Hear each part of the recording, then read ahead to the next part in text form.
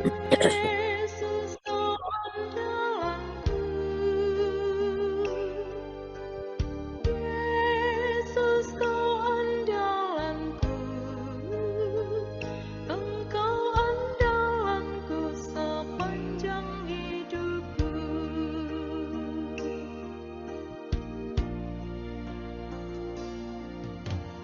Yesus kau andalanku,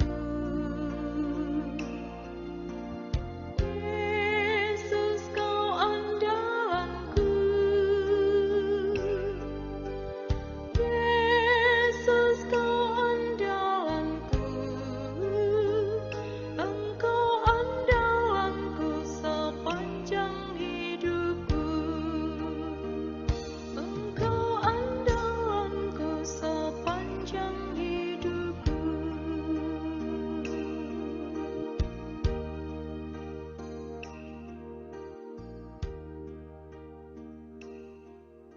Terima kasih, Bob. Dipersilakan untuk Pak Haryanto. Mungkin Dani slide-nya siap ya. Ya, selamat malam Bapak Ibu sekalian. Selamat Shalom malam. teman-teman Shalom. yang di Sydney, Malam. Melbourne Selamat mungkin ya. malam. Di Gold Coast juga ada. Ada berarti Melbourne, ada Gold Coast, ada Malam. Mohan juga Ya. ada sini. Oh, Mohan. Salam jumpa. Mohan, ini ada tuh Pak Haryanto, Bu Esther. Siapa nih? Pastor Handoko, chaplain kita. Pastor. Mana Pastor lihat? Moderatornya ya, moderator. Iya. Oh, yo. Pastor. Nih, Ya. saya ini. Saya pakai HP karena laptop error. Nggak apa-apa, Romo. Ya, Ya. siap. Ini grup Siap mendengarkan Saya dengar. pengajaran.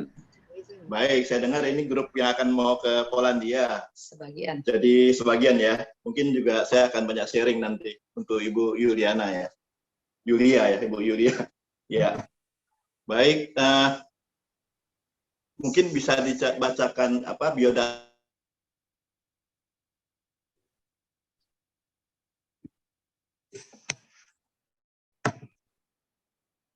Ada MC-nya yang bisa bacakan? Ada.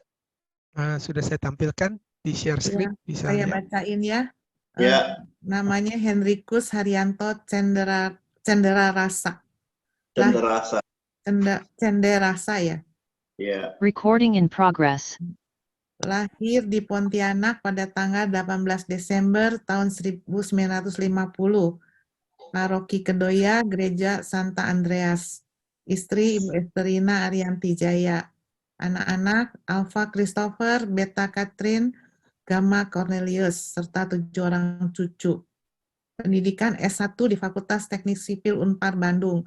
KPKS Santa Paulus, Jalan Saharja tahun 2000 sampai 2003. STV Diakara Extension tahun 2007 sampai 2012. Pelayanan sebagai tim pewarta KKI KAJ periode 2020 sampai 2022. Pewartaan devosi kerahiman ilahi di beberapa daerah seperti Pemantang Siantar, Flores, Sumba, Ketapang, Kalimantan Barat, Manado, juga beberapa tempat di Sarawak dan Sabah. Inilah biodata dari Pak Haryanto. Ya, sekali lagi shalom. Siap. Kelihatannya saya paling tua di sini ya. Enggak juga. Enggak juga ya. Tua Saya punya beberapa teman dari Alesius Talk mungkin ada di Sydney, tapi mungkin mereka bukan berdevosi ke kerahiman ya. Mungkin belum ya. Ex Aloysius ya? Iya, belum tahu ya. Nanti saya jelasin. Saya jelasin. Tahun 67 ya, 67 saya dari Pontianak berangkat ke Alesius. Saya masuk Alesius tahun 67. 69 selesai ya. Terus daftar ke Unpar ya, Teknik Sipil.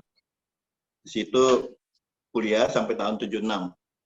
Ya. Ketemu Esther tahun berapa, tahu nggak Bu? Waktu saya SMA kelas 1. Esther masih umur 11 ya. Jadi Santa Angela sama Santa Aloysius nih ceritanya. Betul. Dari dancing dong. Tapi pacarannya sih mulai waktu kuliah, waktu saya sudah tingkat 3 ya, jadi waktu di Unpar ya, di Teknik Sipil. Jadi awalnya saya kenal di katedral, di Bandung. Ya, saya sama kakak saya di situ, saya bilang ini anak lucu. Dia umurnya baru 10 tahun, 11 tahun kayaknya, Esther waktu itu. Belum Katolik. Ya. Nah, ceritanya kita berdua ketemu, ya. Akhirnya saya lulus tahun 76, dia masuk ke Unpar, dia ekonomi. Ya, Esthernya itu, ya. Nah, kami berdua mengenal tentang devosi ini ya di tahun 2000. Sebelumnya nggak tahu Bu, apa itu devosi. Nggak ngerti kita. Ya, kita datang melakukan jalan salib, kita ikut. Ya, Jumat pertama kita ikut. Tapi nggak tahu itu tuh devosi sebetulnya. Ya, devosi jalan salib, devosi hati kudus Yesus hari Jumat ya. Nah, kita baru mengenal devosi itu setelah masuk ke devosi kerahiman ilahi. Dan yang lucu, dulu saya sama Esther tuh umat yang biasa-biasa, Romo. Ya, kami biasa-biasa saja, hari Minggu ke gereja, pulang, biasalah cari makan sama anak-anak. Biasanya belum selesai misa juga sudah mikirin mau ke restoran mana. Nah itu, biasanya begitu. Tidak terpikir yang lain. Nah, waktu sudah masuk ke ikut devosi kerahiman ilahi, saya lihat Esther rajin sekali ke misa harian ya tiap pagi. Wah, saya masih enggak, Bu. Saya masih enggak ikut. Dia ke misa pagi pulang, saya ketawa-ketawa aja. Saya bilang, ke gereja ya? Iya, ya, enak ke gereja, coba ikut. Saya bilang, enggak deh. Kamu ke gereja, saya ngopi aja, saya bilang. Jadi setiap kali pulang, saya ngopi. Lama-lama saya mikir, ya udah setengah tahun, udah hampir setahun mungkin saya mikir, loh enakan dia ya, pulang-pulang mukanya cerah, terima rahmat, sedangkan saya hanya secangkir kopi, nggak ada artinya. Nah, saya bilang besok saya mau ikut ke gereja, saya bilang gitu. Nah, sejak itulah kita berdua tiap pagi ke gereja pagi sampai sekarang gitu loh.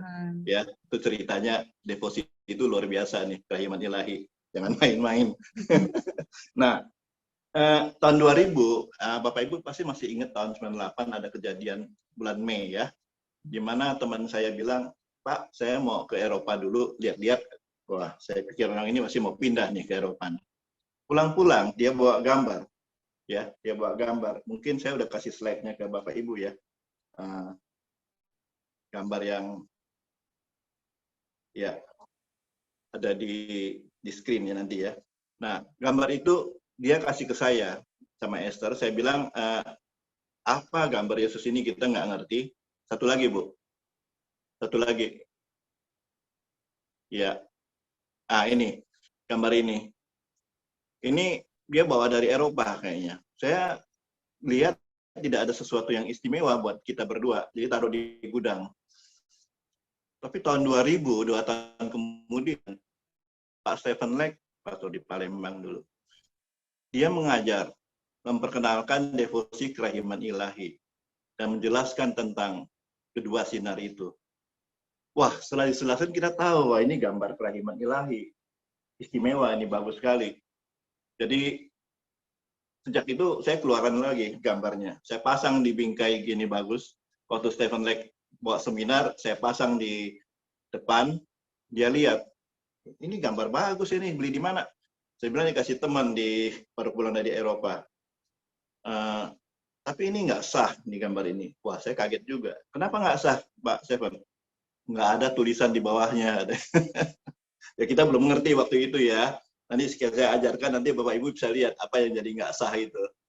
Ternyata harus ada tulisan Jesus I trust in you, atau Yesus ufam tobie, atau Yesus engkau andalanku, atau macam-macam lah, bahasa Itali, bahasa Vietnam, bahasa Filipin, itu semua ada di situ semua harusnya.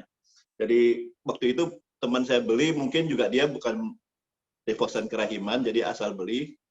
Nah, tulisan di bawah yang ada sekarang, saya beli di Melbourne, ya. Kebetulan saya ke Melbourne, ketemu ini begini, saya beli 10. Begitu sampai ke Jakarta, habis.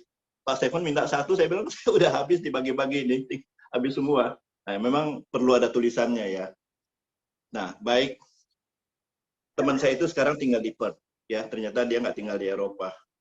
Itulah awal mulanya kita mengenal tentang kerahiman ilahi.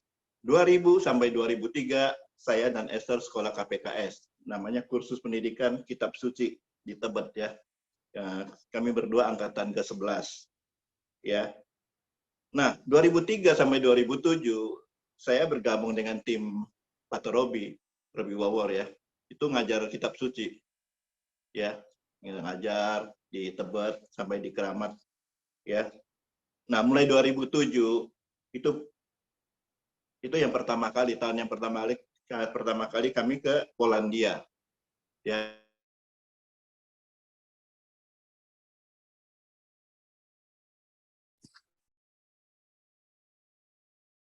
Cuman dia tahu. Nah, waktu kita ke sana, tour leadernya juga menjelaskan kayaknya banyak kelirunya gitu loh. Dan kita pakai istilah kuarta waktu itu. Saya bilang, Michael, kayaknya nggak cocok tuh dengan diary-nya yang nggak mau ngomong. Masa sih Pak? Iya, saya dapat dari internet Pak. Suruh Bu Esther yang ngomong deh. Saya bilang gitu. Pak dia akhirnya bilang, ya Bu Esther yang ngomong ya di bus ya. Jelasin katanya. Nah waktu dijelasin baru kita tahu banyak ya tentang diary-nya itu. Karena pertama kali kita ke sana tidak puas, karena dengan rombongan ya biasa. Dan tujuannya tidak khusus untuk kerahiman ilahi. Jadi Esther bilang, kita suatu hari balik lagi ke sini, khusus untuk kerahiman ilahi. Kita tinggal di biaranya Faustina aja. Jadi tahun 2009 kami kembali berdua dan tinggal di biara ya, nanti saya cerita. Baik, setelah itu tahun 2011 kami ada bikin tim di sini ya, namanya tim TKKI ya, Kerasulan Kerahiman Ilahi Dekanat Barat. Ya, kami melakukan pelayanan keluar ya, ke Flores, ke Sumba, ke Kalimantan Barat ya, ke Tapang waktu itu, ke Manado, terus ke Sarawak. Sarawak banyak, sampai 6-7 kali ya. Nah itu ceritanya pelayanannya. Terus datanglah pandemi ya, istirahat jadinya ya. Baik, Bapak Ibu sudah dijelaskan sama Ibu Esther ya tentang apa?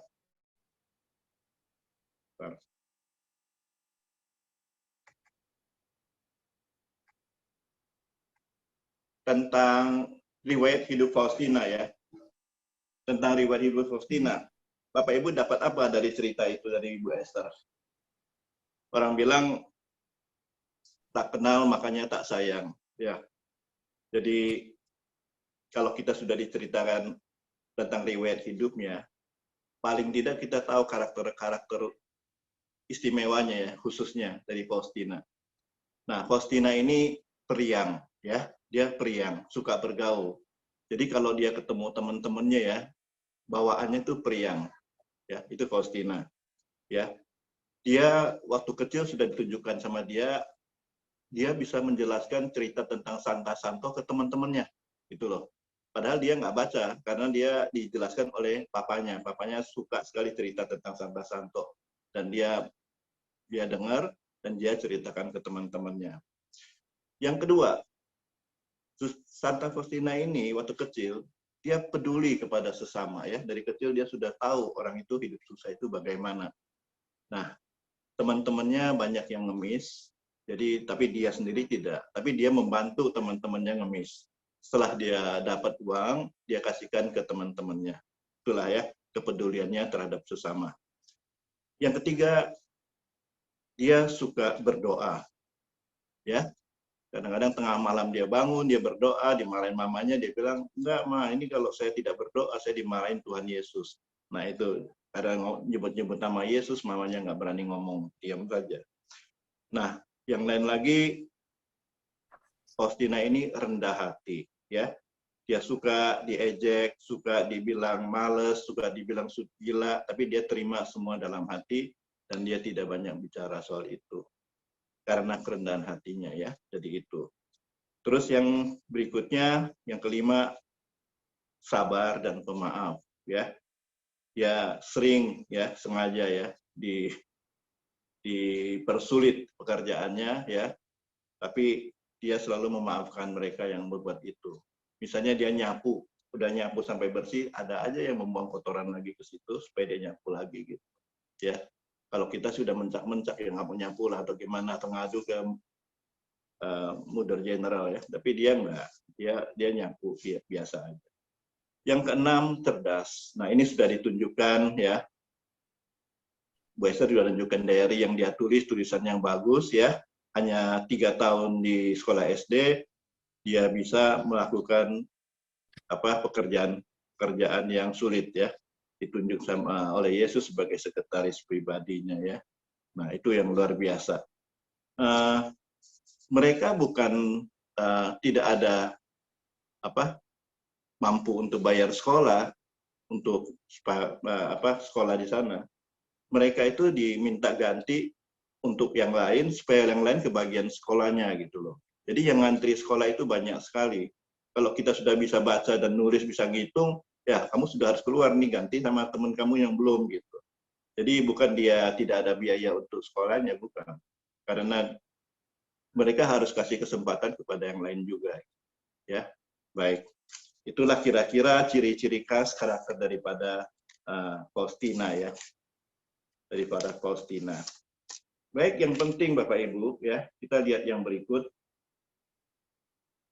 Yang berikut ya, screen ya, yang berikut kita lihat ada 5 bentuk cara berdevosi kepada kerahiman ilahi ya. Yang berikut ya. Yang pertama, menghormati gambar kerahiman ilahi.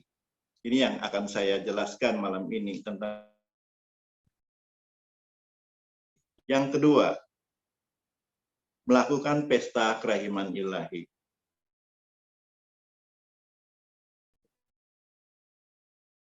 Ya, orang lain ya, pengajar yang lain. Yang ketiga, berdoa koronka ya. Keempat, melakukan jam kerahiman ilahi. Yang kelima, melakukan penyebarluasan ya, devosi kepada kerahiman ilahi, kerasulan kerahiman ilahi. Itu ada 5 cara, 5 bentuk gitu. Nah, kita akan menjelaskan malam ini yang pertama ini ya, menghormati gambar kerahiman ilahi. Sebelum saya ke situ ya, mengenai gambar ya, tentang image of divine mercy ya, itu kita akan bicara tentang inti devosi kepada kerahiman ilahi ya. Devosi ini ada 2 pilar ya. 2 pilar ini sangat penting. Seorang devosan harus bisa melakukan kedua pilar ini. Yang pertama adalah mengandalkan Tuhan ya. Yang kedua, peduli atau berbelas kasih kepada sesama. Ini 2 pilar yang harus dilakukan oleh para devosan. Mengandalkan Tuhan, kita tahu harus percaya penuh ya, bersandar kepada Tuhan ya, dan melakukan apa yang diminta Tuhan yaitu ya. Sedangkan yang kedua, kita tahu bahwa peduli kepada sesama ya, artinya kita berbuat belas kasih. Tuhan Yesus mengajarkan 3 cara, melalui perbuatan, melalui perkataan, dan melalui doa. Nah, 3 hal ini kalau mau diperdalam lagi bisa makan 1 session lagi tuh, lain tersendiri ya. Jadi melalui perbuatan ya Bapak Ibu sebenarnya sudah tahu dari Gereja Katolik ya, 7 perbuatan rohani, 7 perbuatan jasmani, yang berilah makan pada yang lapar, berilah pakaian pada yang telanjang, yang semacam itu, beri minum pada yang haus ya. Ada 7 macam itu. Nah, penting sekali. Jadi kalau kita melihat orang ya di Gereja Katolik sudah melakukan kedua hal itu, hidupnya beriman, mengandalkan Tuhan, dan dia selalu berbuat belas kasih, kita nggak usah nanya dia orang kerahiman apa bukan, karena orang yang begini sudah pasti orang kerahiman ilahi yang berkenan kepada Tuhan ya. Itulah tujuan kita untuk ke sana, agar kita bisa mengandalkan dan juga peduli kepada sesama ya. Itu yang penting, 2 pilar itu ya, inti devosi kepada kerahiman ilahi. Baik, kita teruskan. Kita jelaskan tentang gambar kerahiman ilahi ya. Screen ya, yang berikut.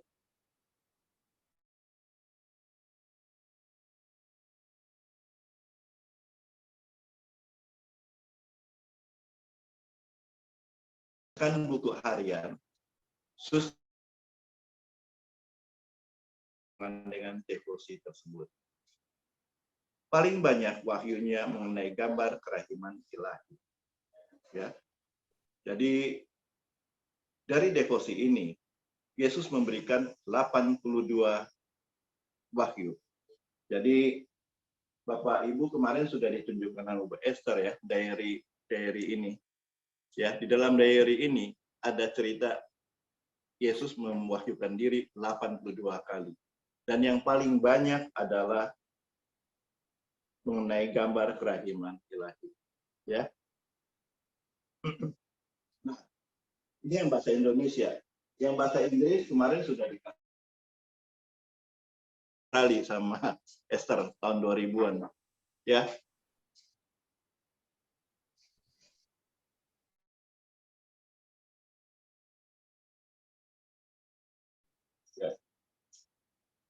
Nah, waktu itu tahun 2000 belum ada terjemahan yang bahasa Indonesia. Jadi semua yang bahasa Inggris yang ada di Melbourne kita beli semua. Apa aja, asal-asal Divine Mercy-nya ada kerahimannya kita beli. Mau yang buku baru maupun yang second ya, buku second kita beli semua. Jadi kita pengen menambah wawasan ya untuk itu. Baik, berikutnya kita lihat peristiwa yang terjadi ya dengan gambar ini ya, pewahyuan ini, wahyu pertama ya. Pada tanggal 22 Februari 1931 ketika berada di kota Plock ya, Suster Faustina mendapat wahyu pertama mengenai devosi ini. Nah, di kota Plock dia bekerja di dapur, di pabrik dan juga di toko roti. Ya, karena dia sekolahnya rendah ya, cuma 3 tahun, pekerjaannya itu tukang kebun, tukang buka pintu, terima tamu, ya itu pekerjaannya. Ya. Nah, kota Plock itu kota kecil dekat Warsawa. Nanti Bapak Ibu, Bu Yulia ke sana, ya jangan lupa mampir ke Plock, ya dekat Warsawa. Jangan sudah di Krakau baru ingat Plock, jauh sekali itu, bisa setengah hari ke sana nanti. Jadi kalau sudah di Warsawa, sekalian ke Plock. Ya, baik. Nah, yang berikutnya adalah biara, ya, biara di kota Plock. Ya, saya sama Esther belum ke sana, ya. Nah, kalau kita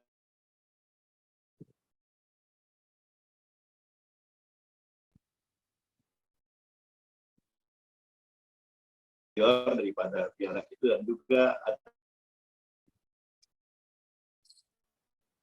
ya, yang berikut. Nah, sekarang saya mau ceritakan ya tentang peristiwa ya, peristiwa penampakan Yesus atau wahyu pertama Yesus pada Faustina.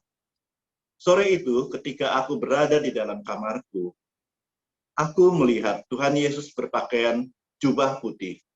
Ya, screen berikut, Bu. Tangan kanannya terangkat seperti sikap memberi berkat, ya. Sedangkan tangan kirinya menyentuh jubahnya pada bagian dada. Screen berikut, Bu.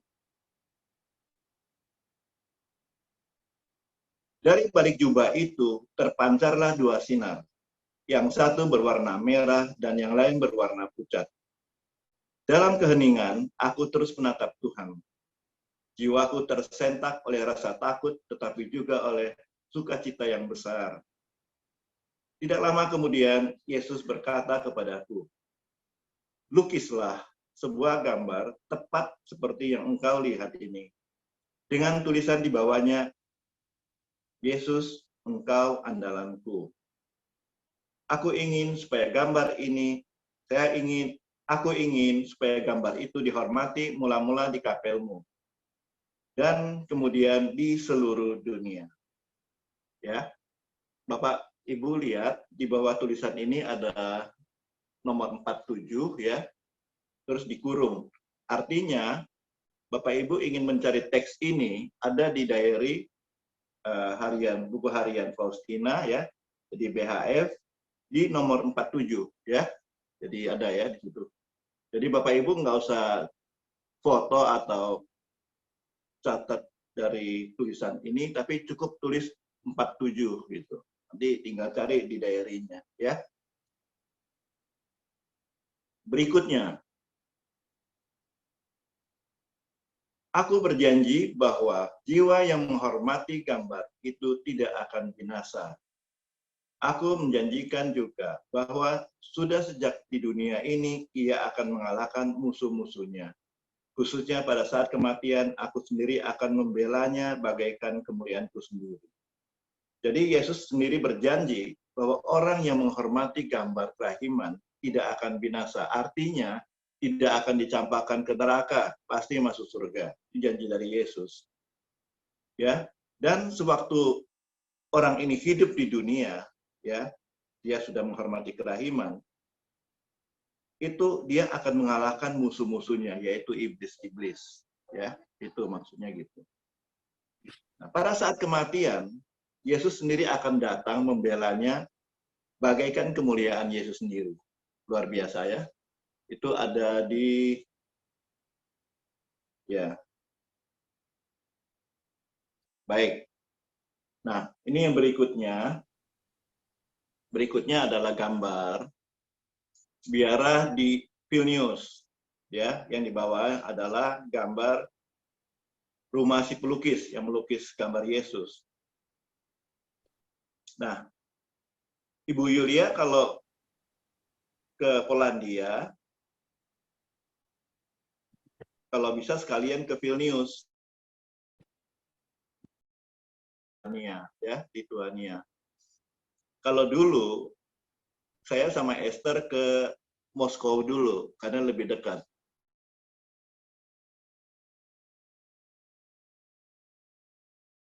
Kami sama-sama jalan-jalan di Moskow sebentar, terus kami sama-sama ke Saint Petersburg. Dari Saint Petersburg, nah, di situ kami juga jalan-jalan ke Summer Palace ya, yang sangat terkenal ya.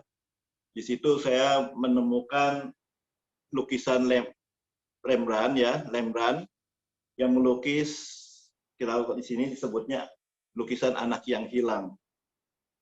Kalau Bapak Ibu di sana mungkin lebih terkenal dengan nama The Return of the Prodigal Son. Ya, ini. Ya. The Return of the Prodigal Son. Ya. Cerita ini sangat terkenal di Injil ya. Itu perumpamaan tentang Allah yang Maha Rahim ya, tentang anak yang hilang itu ya. Di situ ada gambar lukisan asli daripada Rembrandt, lukis Belanda ya. Nah, kami sampai ke Lituania waktu itu nggak ada guide, jadi kita minta secara kwarta carikan guide buat kita di sana. Jadi datang guide-nya di airport yang Chinese cuman saya sama Esther, yang lain orang Eropa semua kayaknya. Di situ kita sudah sore, sampai di situ jam 2 lebih, jam 3, dia bilang kerjanya sampai jam 4. Kita masih ada waktu 1 jam lebih. Waktu 1 jam lebih dia bisa bawa kita jalan-jalan, lihat gereja, lihat tempat-tempat penting, dan besok dia bilang kamu bisa jalan kaki sendiri, karena kota ini, kota Vilnius ini, ada kota baru dan kota lama. Kota lamanya sangat indah, seperti di Swiss gitu ya. Nah, kami dibawa jalan-jalan 1 jam lebih, tetap bayar 1 hari buat dia. Nah, mencari rumah ini ternyata nggak gampang besoknya. Ya, kami berdua tinggal di Holiday Inn ya, di hotel. Kami jalan dari jam 8 pagi sampai jam 12 baru ketemu biara ini. Tadinya sudah lihat biara ini, tapi nggak mirip biara, jadi kita nggak masuk. Jadi akhirnya mampir ke kapel, kita adorasi berdua, mohon sama Tuhan supaya dikasih petunjuk. Setelah itu saya duduk-duduk di luar kapel, di tangga, saya bilang ke Esther, Santa Faustina pasti sering ke sini waktu dia dia bertugas di sini, ya, karena kapel ini pasti sering didatengin tempat adorasi. Dia paling setelah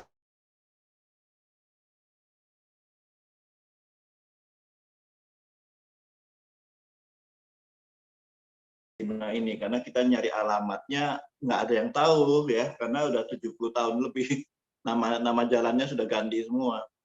Oh, pastornya bilang ada, tuh dekat yang rumah ini dia kasih lihat, ya tunjuk, ternyata rumah yang ini, yang hitam ini. Ya akhirnya kami ke sana dan ketemu, wah luar biasa senangnya, luar biasa saya senang sekali sampai saya kasih tip, ya kasih tip ke yang jaga di situ tuh, 100 euro. Ya, saya bilang ini buat di sini, buat di sinilah untuk maintenance di sini, kamu pakai aja ini. Karena saya baik sama dia, dia juga punya Faustina yang dipalangin. Dia bilang kamu boleh masuk, boleh lihat ke dalam buku-buku yang ada di toko bukunya, dia kasih gratis sama saya. Ini buku-buku kamu boleh baca, kata. Ini buku bagus. Wah, luar biasa lah. Ya, kita berdua senang sekali akhirnya ketemu tempat biaranya Faustina di Vilnius ini. Dan tugas kami berikutnya adalah mencari rumah si pelukis yang di bawah ini. Kami jalan-jalan, cari juga nggak ketemu, alamatnya juga sudah berubah. Akhirnya saya bilang ke Esther, yang mana sih rumahnya? Kamu tahu dari mana? Itu ada rumah. Esther kasih lihat saya flyer. Ada flyer, ada buku kecil lah, di flat buku kecil. Dan rumahnya seperti ini. Saya bilang, kita sambil cari makan, udah mau jam 2, kita sambil jalan aja lah, nggak usah cari alamat lah gitu. Akhirnya kita jalan. Baru jalan kira-kira 10-20 meter, atau di sebelah kiri ada rumah persis kayak gini. Bangunannya persis kayak gini. Saya bilang kan sama nih dengan yang di leaflet, yang di buku kecil. Oh iya ya sama ya katanya. Kebetulan ada suster yang keluar. Nah saya datangin susternya, saya tanya apakah ini tempat Faustina punya lukisan. Oh dia bilang betul, Sopotsko tinggal di sini, pastornya katanya. Udah dia suruh kita masuk ke dalam. Begitu ceritanya Bu. Ya tentang nanti kalau ke sana juga mungkin ngalamin hal yang sama, susah nyarinya. Ya berikutnya adalah peta. Ya Bapak lihat peta itu di mana tempat Faustina pernah datangin semua. Ya Vilnius itu ada di pojok sebelah kanan atas Bu, di luar daripada negara Polandia ini, di luar ya, di atas pinggir. Jadi kalau Bapak Ibu berangkat dari Warsawa masih agak dekat ya, dari tengah ya. Tapi kalau dari Krakau ke sana, waduh, jauh sekali. Saya sama Esther dari Lituania, dari Vilnius, naik bus ke Krakau. Tapi busnya enak, ada seperti tempat tidur gitu, ya. Nah, baik. Di situ Bapak Ibu bisa lihat ada Warsawa di atas, ada Plock ya. Yang penting itu ada Glogowic, itu desanya dia. Terus ada Lodz. Lodz itu tempat dia kerja ya, sebagai pembantu. Ya, baik. Yang berikutnya nih ya, saya berfoto sama Esther di kamar tidurnya Faustina sebetulnya. Nah ini yang saya bilang dipagerin sama dia, diikat pakai rantai, nggak boleh masuk. Karena terlalu banyak tamu turis datang, dia bilang berantakan soalnya. Jadi sama dia dikasih tali, jadi nggak boleh. Sekarang karena saya baik sama dia suruh masuk, boleh foto di sana gitu. Nah berikutnya lagi kita lihat Esther foto di rumah si pelukis ya, pelukis. Yang sebelahnya ada Pastor Sopotsko ya. Nah Pastor Sopotsko inilah pembimbing rohaninya Faustina. Dan dialah yang mencarikan pelukis untuk Faustina, untuk melukis Yesus. Dan modelnya adalah dia sendiri. Makanya Yesusnya jelek, jidatnya tinggi. Sedangkan si Sopotsko ini kan botak, tuh, jelek. Jadi Faustina menangis melihat lukisannya, karena Yesusnya nggak seperti itu. Ya, baik, berikutnya kita lihat. Yesus memberikan semacam peringatan kepada Faustina, katanya, kalau engkau mengabaikan masalah pelukisan gambar itu, ya, dan seluruh karya kerahiman, engkau harus besar jiwa pada hari pengharapan.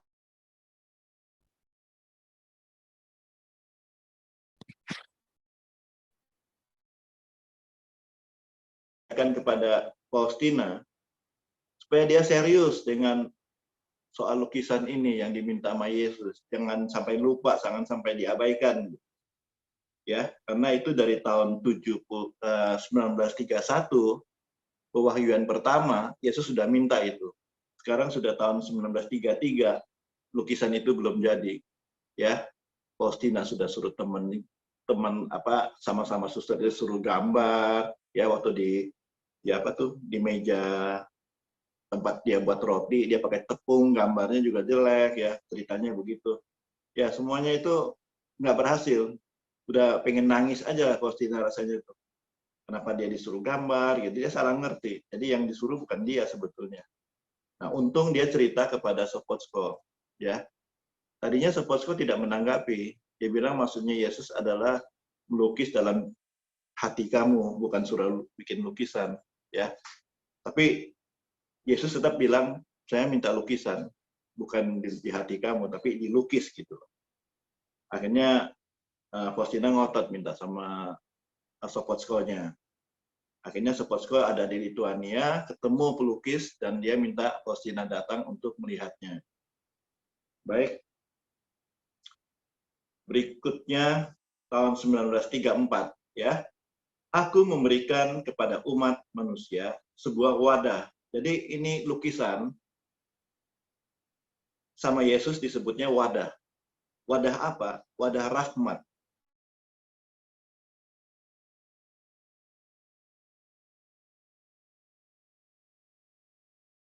Dan Yesus menekankan tentang tulisan di bawahnya itu loh. Ya, Yesus engkau andalanku. Pasti yang di Polandia ya Yesu ufam tobie ya, pasti gitu.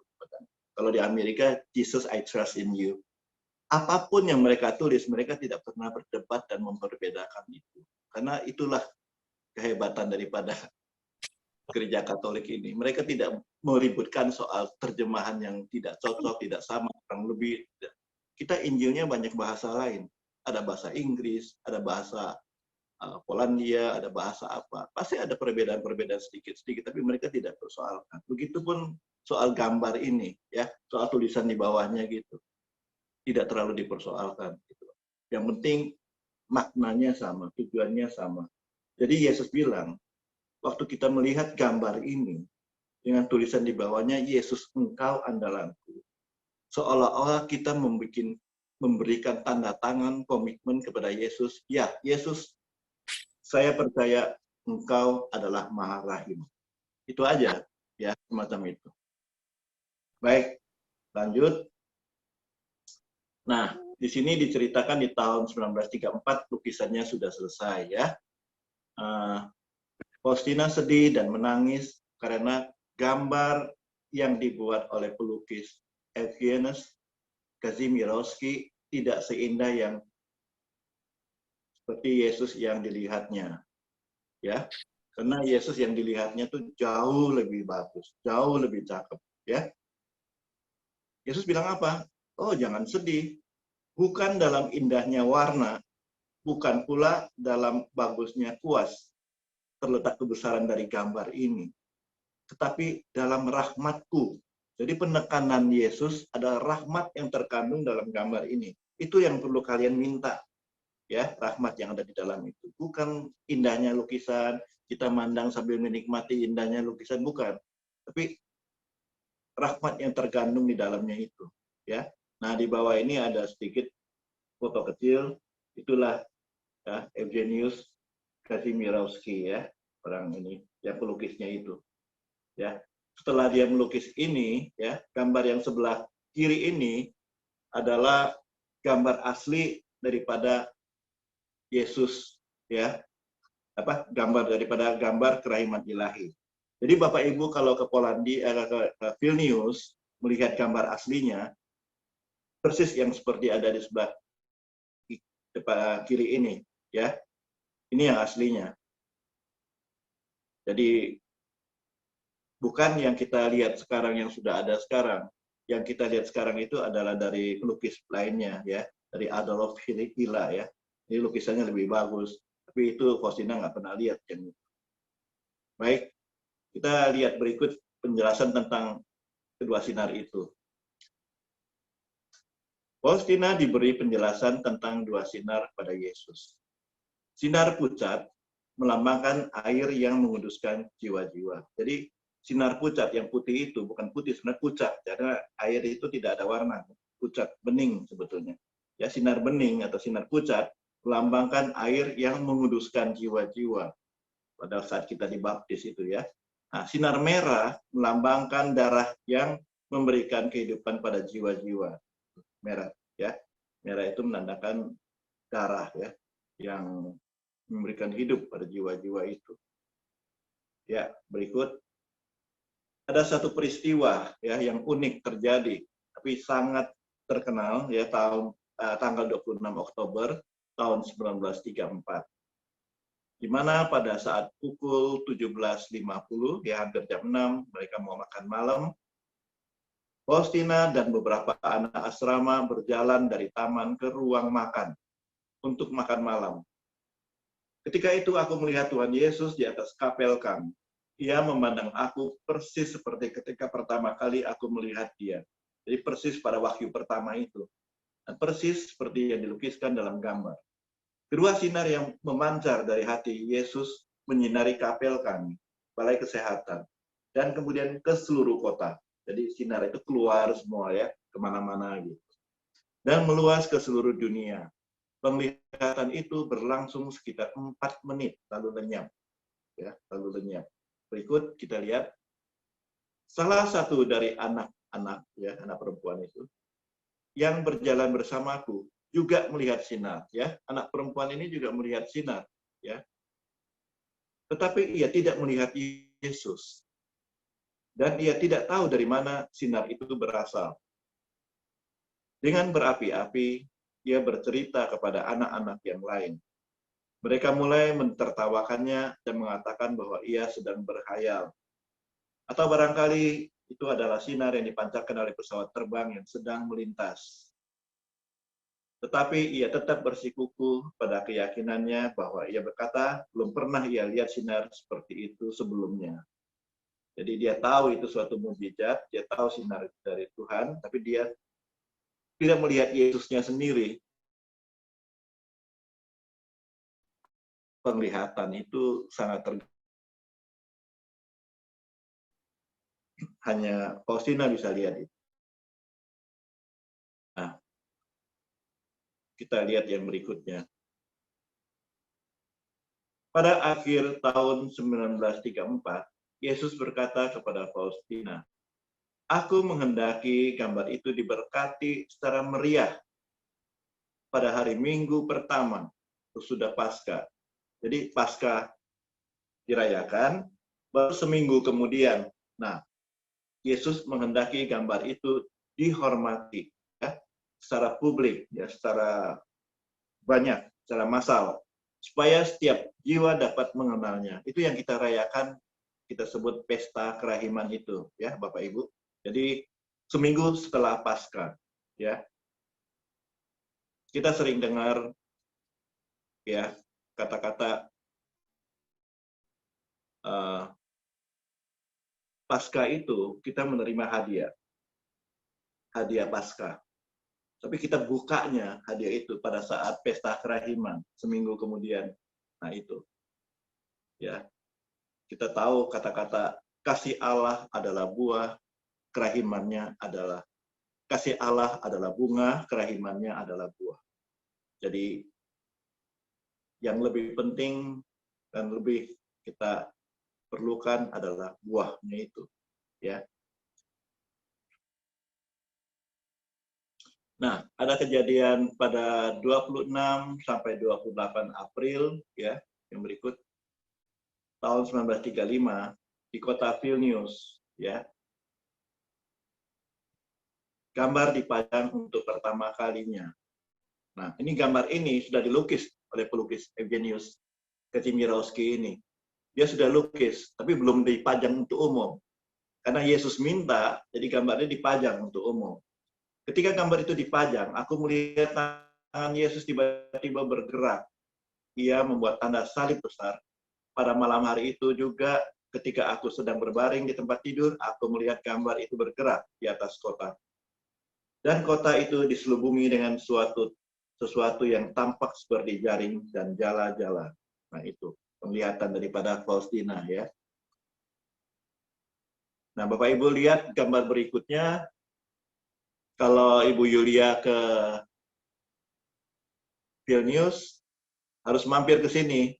Ini namanya Benteng Ostrabrama, di mana pada saat itu penduduk Polandia mau diserbu sama musuhnya, mereka bikin benteng, ya, bikin benteng itu sendiri, dan benteng itu dinamakan dengan nama Ostrabrama. Nah, Bapak Ibu lihat ada Bunda Maria, ya, sebelah kanan, dengan warna emas dan 40 sinar, ya. Itu ada di tengah-tengah, Bu. Ada di tengah-tengah, Bapak Ibu. Ada di tengah-tengah ini, ada di atas, di lantai kedua. Di lantai kedua itu ada 3 jendela, ya. Di tengah ada jendela yang besar. Nah, di tengah jendela yang besar itu adalah Bunda Maria ini.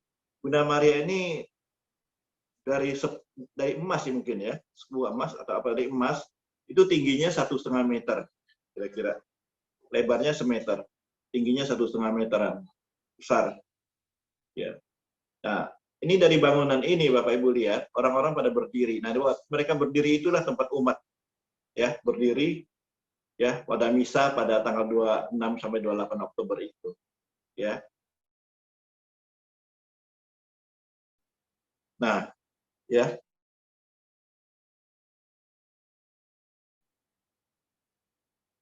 Di situ ada gambar kerahiman, ya, di atas sebelah kiri. Nah, itulah yang diminta Yesus supaya dipajang di situ, supaya umat bisa lihat, ya, umat bisa lihat gambar ini, lukisan ini, the image of divine mercy, ya. Nah, itu pada saat Sopoćko berkhotbah, ya, kedua sinar ini menembus ke semua umat, ya. Waktu dia memberikan berkat, sinar ini menembus ke masing-masing umat, ya, masing umat, cuman sinarnya itu berbeda-beda, itunya terangnya berbeda-beda. Sama kayak kita di sini, ya, sama-sama kita ke gereja, sama-sama kita ke gereja yang sama, ruangan yang sama, tapi pada saat pemberkatan, mungkin berkat yang diterima masing-masing umat itu berbeda, ya, tergantung iman masing-masing, tergantung persiapan masing-masing, gitu ya. Nah, itu sinar-sinar ini juga sama. Saya dan Esther berkesempatan untuk berfoto di sana, ya. Nah, di samping kami ini, ya, kami berdiri di sampingnya itu gereja, ya, itu gereja di dalamnya. Bapak Ibu harus usahakan ke sini. Setelah ke biara, ya, ke rumah pelukis, datanglah ke Benteng Ostrabrama ini, ya. Baik. Nah, pada tahun 1935, khotbah mengenai kerahiman ilahi ini adalah salah satu perkara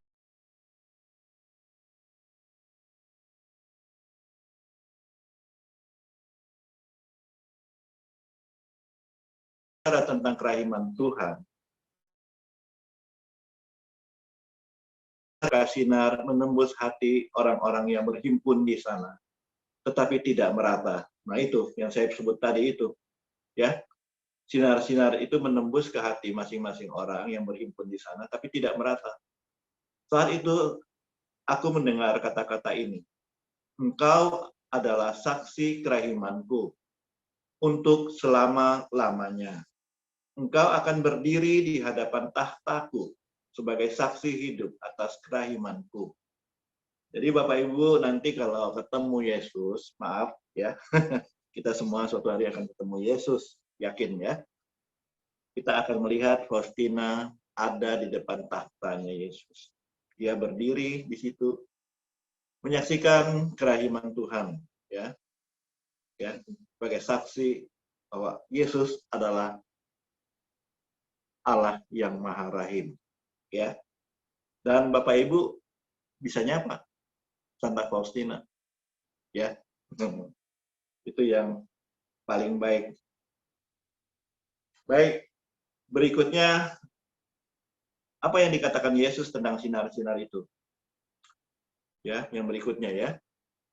Sinar-sinar itu melindungi jiwa-jiwa terhadap murka Bapakku. Ya, artinya orang-orang itu dilindungi, ya, jiwa-jiwanya itu melalui sinar-sinar ini. Artinya mempersatukan manusia dengan Allah. Sinar-sinar itu memancar dari kedalaman hati manusia Yesus. Dan sinar-sinar itu disebut sinar-sinar kerahiman. Ya, itulah ya sinar-sinar ini. Nah, sinar-sinar ini ada karena kita ingat waktu Yesus wafat, ya ada serdadu yang masih ragu-ragu, ya pengen tahu apa Yesus wafat apa tidak. Dia tusuk, ya rusuk Yesus dengan tombaknya. Maka memancarlah air dan darah, ya sampai ke membasahi wajahnya semua. Nah, darah dan air tuh ini sinar-sinar ini, sinar-sinar kerahiman ini. Itu yang Yesus maksud. Yaitu. Baik. Yang berikutnya lagi kita melihat penjelasan ya tentang gambar ya kerahiman ini. Sebutkanlah unsur-unsur yang seharusnya ada dalam gambar kerahiman ilahi. Yang pertama ya kita lihat Yesus berjubah putih dalam posisi berdiri berjalan. Artinya dia langkahnya kakinya tidak rata. Artinya dalam posisi dia bergerak, ya. Kaki kirinya lebih maju satu. Artinya dia bergegas maju ke depan. Ya. Jubahnya putih, ya, jubahnya putih, ya. Jadi kalau Bapak Ibu ada gambar kerahiman, kelihatannya kekuning-kuningan, itu mungkin melambangkan keemasan, ya. Tetap jubahnya putih sebetulnya. Ya. Nah, yang berikut, bekas-bekas luka harus tampak pada tangan dan kakinya. Nah, di lukisan gambar kerahiman ini, tangan dan kaki Yesus ada tandanya.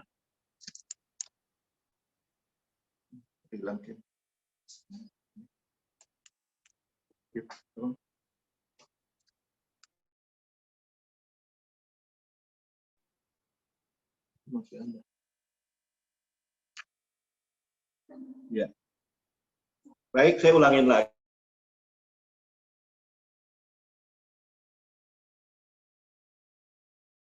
Di tangannya dan juga kakinya. Itu penting sekali. Ya. Ini ada suatu sharing dari Teresa dari Avila, ya. Santa Teresa dari Avila. Dia pernah berjumpa sama Yesus, ngobrol. Setelah selesai ngobrol, Santa Teresanya tanya, apakah engkau sungguh Yesus? Yesusnya bilang, iya, saya Yesus. Kenapa nggak ada tanda-tanda bekas paku di tanganmu dan kaki? Langsung muka Yesusnya berubah, menyeringai, akhirnya berubah jadi setan. Jadi setan pun bisa berubah kayak Yesus, tapi biasanya ada yang kekurangannya yang dia nggak bisa. Misalnya tanda-tanda bekas paku ya di kayu salib itu. Itu salah satu sharing daripada Santa Teresa dari Avila. Ya, baik. Kita lihat lagi tangan kanan terangkat ke setinggi bahu untuk memberkati ya. Kita lihat tangan kanan Yesus ya. Tangan kiri membuka sedikit jubah di bagian dada. Ya, dia menuju ke dadanya. Ya, dari dada yang sedikit terbuka keluarlah dua sinar. Tatapan Yesus seharusnya seperti tatapan di salib. Nah, banyak orang nggak tahu pada saat Yesus disalib tatapan matanya bagaimana. Karena tatapan mata di salib itu sangat kecil ya. Jadi kita nggak bisa lihat bagaimana tatapannya. Nah, Yesus menjelaskan, tatapan mata saya di salib itu sama dengan tatapan mata saya di gambar kerahiman ilahi ini. Ya. Ya.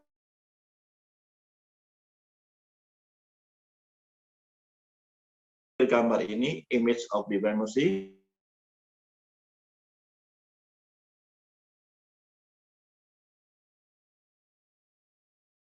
mata yang penuh belas kasih, mata yang penuh kerahiman, ya. Baik. Yang berikut, tahun 1935, Yesus menyebut sinar-sinar itu kerahiman, ya, udah ya.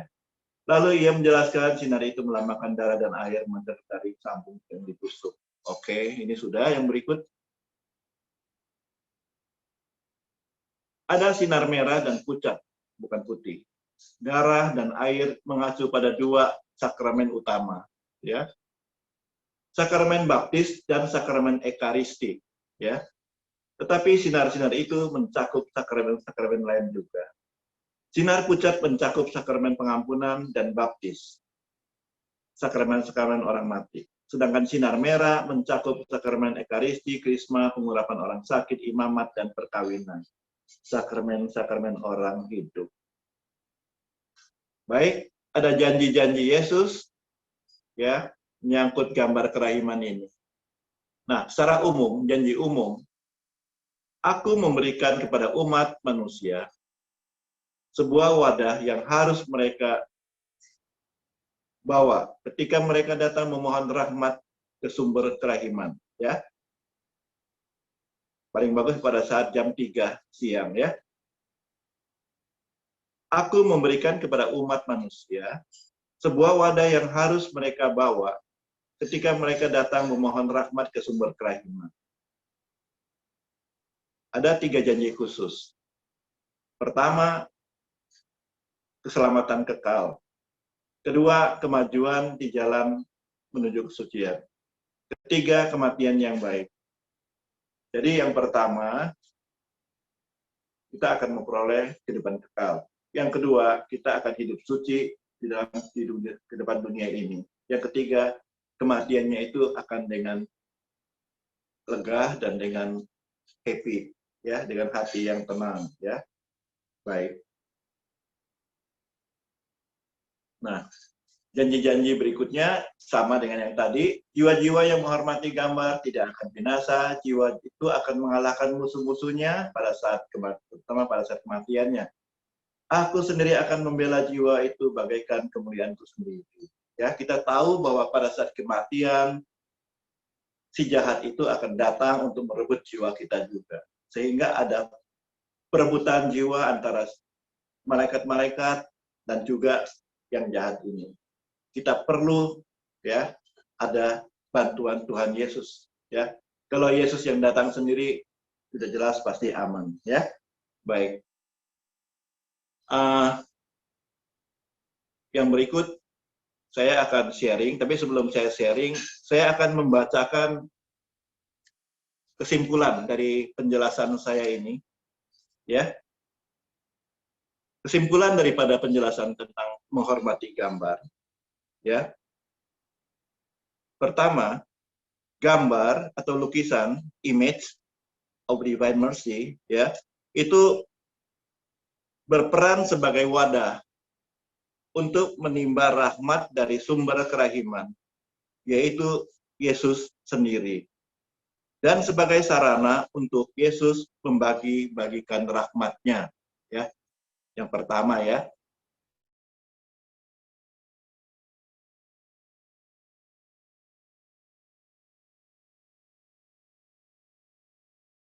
Akan tuntutan-tuntutan kerahiman. Kita melihat gambar ini, melihat image ini, kita akan mengingat, wah,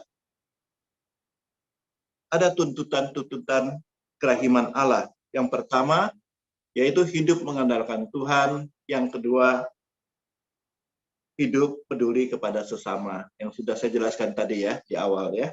Baik, itulah kesimpulan daripada penjelasan tentang sesi ini, ya, kesimpulannya. Baik, tentang gambar ini,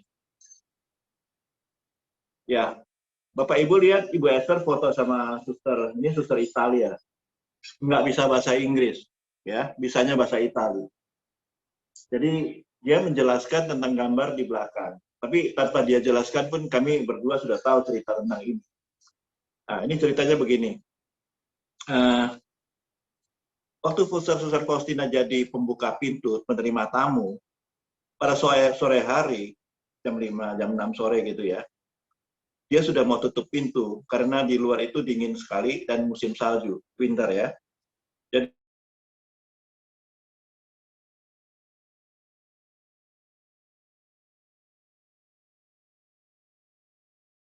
agak menggigil, ya.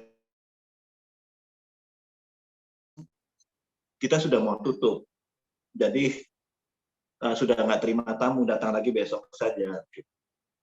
Jadi dia mau tutup, tapi pemuda itu bilang, saya sangat lapar, saya minta dikasihani, supaya dikasih makanan. Nah, Suster Faustina orangnya baik, dia bilang tunggu sebentar, saya lihat ke dapur, ada nggak? Dia ke dapur, lihat ternyata makanan sudah dibawa ke ruang makan ya. Sisa-sisa ada ya, sisa-sisa remah-remah roti yang dipotong-potong ada, sisa roti ada. Terus dia ambil sama dia, dimasukin ke mangkok, dia ke dapur lihat ada panci, ada sisa sop sedikit, dia tuang dari panci itu, dan dia bawalah ke pengemis tadi. Di depan pintu, pengemisnya disuruh masuk, dia tutup pintunya karena dingin, pengemisnya minum. Tangannya gemeter dan dia minum. Setelah minum, pengemisnya bilang, terima kasih banyak. Dia bilang, inilah yang membuat saya, kenapa saya mau ke sini minta belas kasihan. Karena di surga saya sudah mendengar, ya, di surga saya sudah mendengar pujian-pujian kepada Tuhan karena perbuatan belas kasih-Mu. Sambil ngomong begitu, Yesus kembalikan mangkok dan hilang, lenyap dari pandangannya. Jadi itu ternyata pengemis tadi adalah Yesus yang menyamar. Ya. Nah, itu cerita sharing tentang gambar yang ada di belakang ini, kelihatan Yesus lagi mengembalikan mangkok kepada Faustina. Ya, oke, yang berikut. Nah, ini adalah yang berikut adalah pintu masuknya. Ya, pintu masuk ke tadi pengemisnya mau ke atas ya, mau masuk. Ya, Faustina bukakan pintu. Ya, baik. Ini sharing yang terakhir saya ya. Nanti masuk tanya jawab setelah ini. Yang berikut ya. Yang berikut sharing saya yang terakhir. Ini cerita tentang Ugo Vesta ya. Gambar ini menunjukkan Ugo Vesta sebelum disembuhkan. Bapak Ibu lihat Ugo Vesta yang pakai kacamata membawa gambar kerahiman diberkati oleh Bapak Paus Yohanes Paulus II. Nah, ceritanya begini. Ugo Vesta lahir di Vicenza, Italia pada tahun 1951. Sejak mudanya ia menderita multiple sclerosis yang membuatnya lumpuh dan bungkuk. Dan ia juga mengidap penyakit ayan, epilepsi ya. Ia sudah berobat ke dokter secara rutin, tetapi para dokter tidak dapat berbuat banyak. Akhirnya dia memutuskan berdoa saja. Pada tanggal 28 April 1990, ia pergi ziarah ke Roma. Di sana ia bertemu dengan para suster dari kongregasi Ibu Teresa dari Kalkuta yang mengajaknya untuk beretret ke Trente. Tetapi Ugo menolaknya. Dia pikir, buat apa ya sana gitu loh. Sewaktu berpisah, Ugo diberi sebuah medali dan beberapa gambar kerahiman ilahi. Besoknya, tanggal 29 April 1990, Ugo Vesta bertatap muka dengan Bapak Paus Yohanes Paulus II. Dan ia menceritakan keadaannya. Bapak Paus mengatakan, apa yang engkau khawatirkan dengan gambar itu di tangannya? Jadi apa yang kamu khawatirkan kalau sudah ada gambar Yesus di tanganmu? Gitu loh. Percayalah sepenuhnya kepada Yesus dan mohon kepada Santa Faustina. Begitulah nasihat Bapak Paus. Atas nasihat-nasihat itu, Ugo berangkat ke Trente besoknya. Dan di sanalah ia berdoa di hadapan gambar kerahiman ilahi. Pada hari keempat, dalam doa itu, di hadapan gambar itu, ia melihat tangan Yesus keluar dari gambar itu dan hampir menyentuh dia, sehingga ia merasakan aliran panas dalam tubuhnya. Dan tiba-tiba ia berdiri dan melihat Yesus ada di hadapannya. Dan ia mendengar Yesus berkata, bangun dan berjalanlah. Ia mulai berjalan dan semua sakitnya hilang dan ia sembuh. Pada tanggal 19 Agustus 1990, Ugo kembali ke Vatikan untuk berterima kasih kepada Bapak Paus. Karena atas nasihat beliaulah ia sembuh total. Dan juga ia memberikan gambar yang sudah dibubuhi tanda tangan ya orang-orang yang menyaksikan mukjizat itu terjadi di sana. Sekarang Ugo Vesta sudah mempersembahkan hidupnya untuk Yesus. Dan ia bekerja sukarela devosi kepada kerahiman ilahi di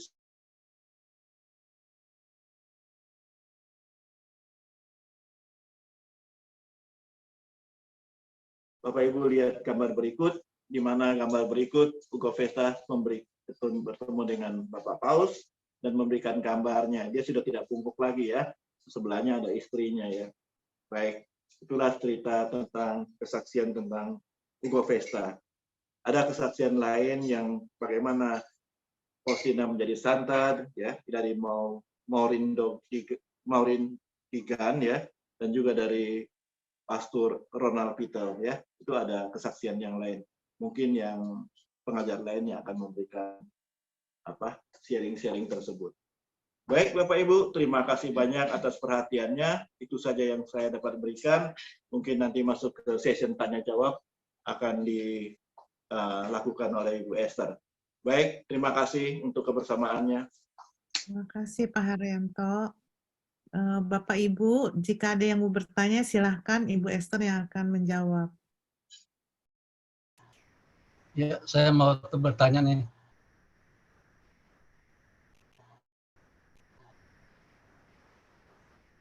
Halo. Iya. Oke. Bu Esther? Bu Esther? Silahkan. Oh, Saya dulu ya. baik. Salah satu mesti dimatiin. Jadi siapa dulu nih? Saya boleh tanya dulu? Boleh. Ya, Boleh, silakan. Soalnya pakai Oke. 2 HP jadi bunyi. Kenapa Pak? Pak Thomas ya? Iya, Bu. Saya mau tanya mengenai posisi gereja Katolik dengan devosi kerahiman ilahi ini. Apakah Ibu yang bisa menjawab atau ada Romo ya? Posisi apa tadi? Posisi apa? Oke, posisi devosi kerahiman ilahi kita ini, grup ini, atau kegiatan yang kerahiman ilahi sama pandangan gereja Katolik, itu apakah sudah resmi atau hanya dianggap sebagai bagian dari doa? Pak Thomas perlu Pak Thomas nggak ikutan sih ya minggu lalu, jadi ceritanya nggak lengkap. Jadi sebetulnya devosi kerahiman ilahi ini sudah resmi diakui oleh Vatikan. Bahkan Bapak Paus Yohanes Paulus II sudah menentukan bahwa 1 minggu setelah Paskah itu adalah hari pesta kerahiman, di mana itu menjadi liturgi resmi yang harus dilakukan oleh semua gereja Katolik sedunia. Oke. Kalau Bapak lihat di buku liturgi, saya nggak tahu kalau yang di Sydney ya, tapi kalau yang di Indonesia, itu di dalam buku liturgi sudah jelas disebutkan bahwa minggu kedua setelah Paskah itu adalah pesta kerahiman. Dan juga ada kaitannya dengan pemberian indulgensi penuh. Jadi devosi ini bukan devosi yang apa ya? Yang nggak jelas ujung pangkalnya, tapi devosi ini sudah disahkan, diresmikan oleh Vatikan pada tahun 2000. Oke. Boleh saya tanya Ibu Julia, kita di gereja ini nggak dirayain nggak ya? Iya. Sesudah. Iya. Kalau Ada bahasa ya? Inggrisnya itu Divine Mercy, Pak Thomas. Divine Mercy itu sudah di semua gereja Katolik. Jadi kalau seminggu sesudah Paskah itu Mass of Divine Mercy panggilnya. Okay. Seluruh gereja Katolik ya. Di Sydney termasuk lokal dan Indonesia juga. Oke, namanya Divine Mercy. Oke. Tapi memang pada kenyataannya masih ada pastor yang belum setuju ada pesta kerahiman, masih ada pastor yang istilahnya mungkin ya mungkin ada Mohan di sini, Mohan bisa bicara. Nah, pastor yang seperti itu perlu dipertobatkan, Bu Esther. Ya. Kalau saya ya, ini nilai kerahiman ilahi itu kan nilai yang sangat luar biasa, ya, dan itu hampir semua lah gereja itu kerahiman. Ya, bahkan ya Paus sebelumnya ya Paus Paulus kedua ya. Allah di mana Ya, Paulus kedua itu sangat menekankan. Perjanjian lama itu kita tahu tentang Allah yang Maha Rahim. Nah, kenapa ada devosi ini sebetulnya bukan sesuatu hal yang baru. Allah yang Maha Rahim itu sudah dari sejak awal. Tapi orang-orang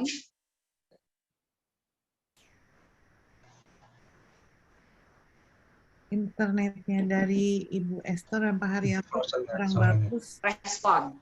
Tapi kalau bicara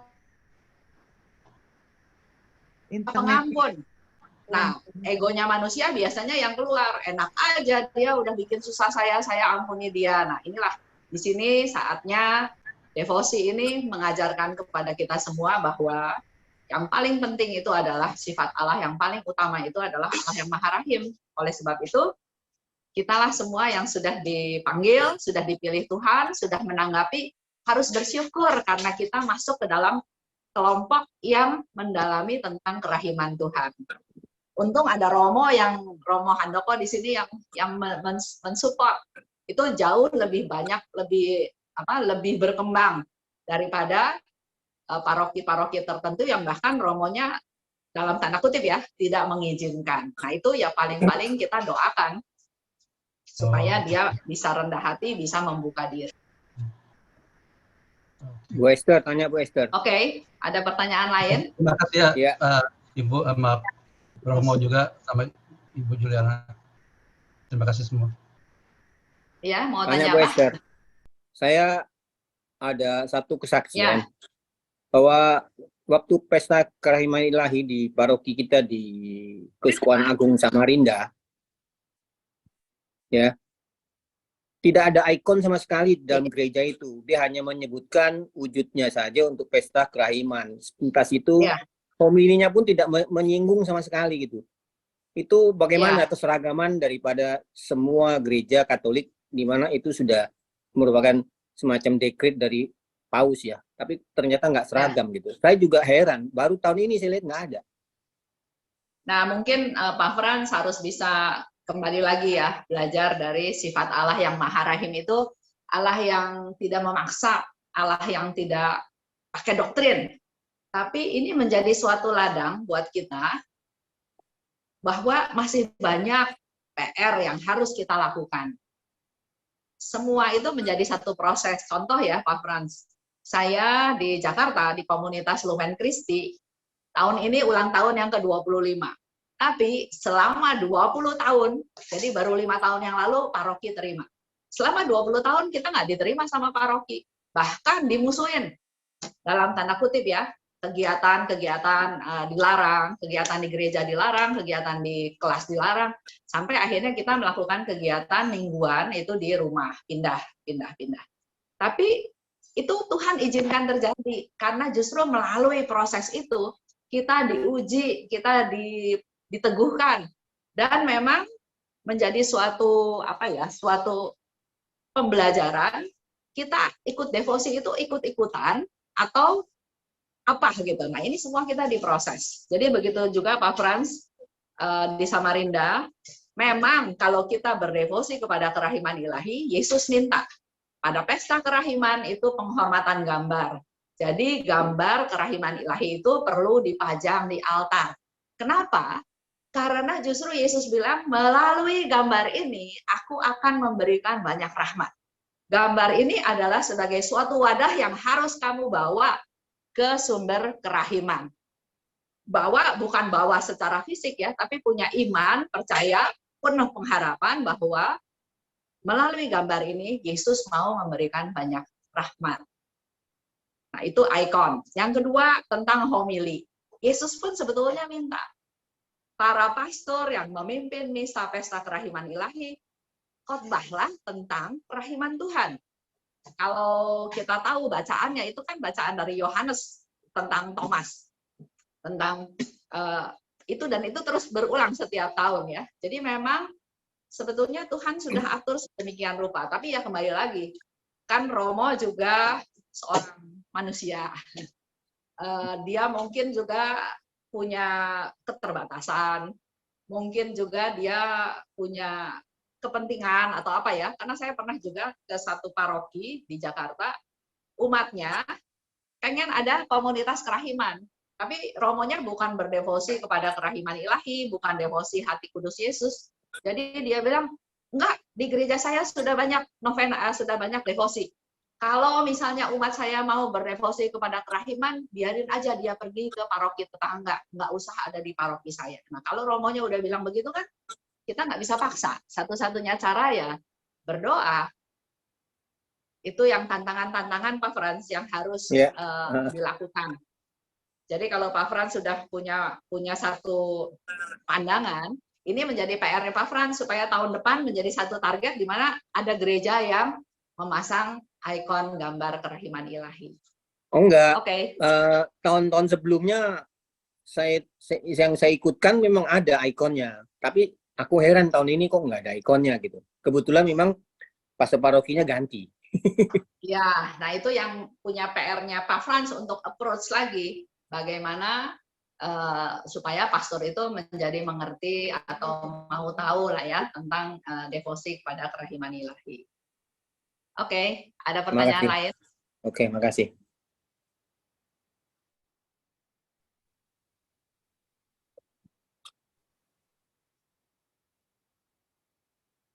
Jadi kalau teman-teman tadi perhatikan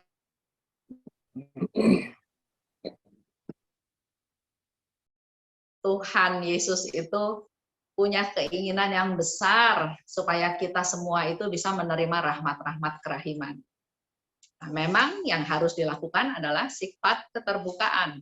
Yesus berkali-kali bilang, semakin kamu percaya, semakin kamu besar pengharapannya, semakin besar juga rahmat yang Tuhan bisa berikan kepada kita. Jadi dalam devosi kerahiman ini memang kuncinya adalah iman. Kita harus punya iman seperti tadi kata-kata Yesus ya, yang Yesus mau ada di gambar, Yesus, engkau andalanku. Itu menjadi pegangan buat kita semua bahwa ya, saya mengandalkan Tuhan dalam segala hal. Itu yang perlu kita praktekkan dalam kehidupan sehari-hari di mana setiap tindakan kita selalu mengerucut mengarah kepada Yesus, mengandalkan Yesus. Itu yang perlu kita lakukan di dalam devosi kepada kerahiman ilahi.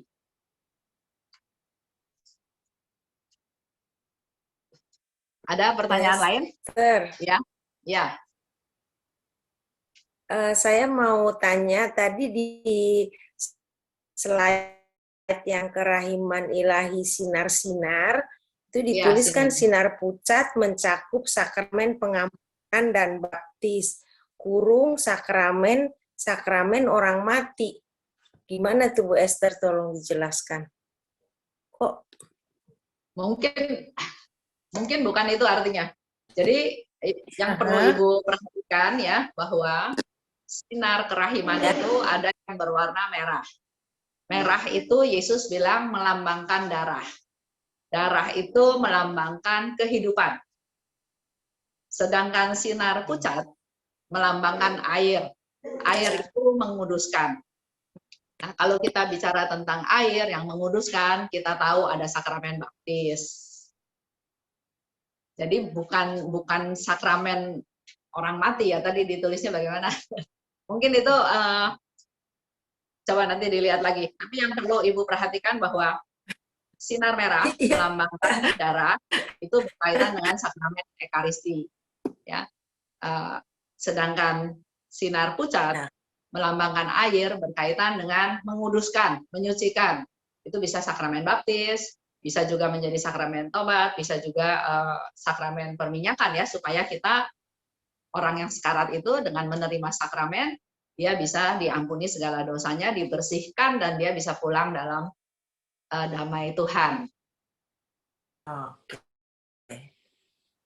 Thank you Bu Esther. Ya. Ada lagi? Jadi kalau nanti teman-teman lebih mendalami lagi, sebetulnya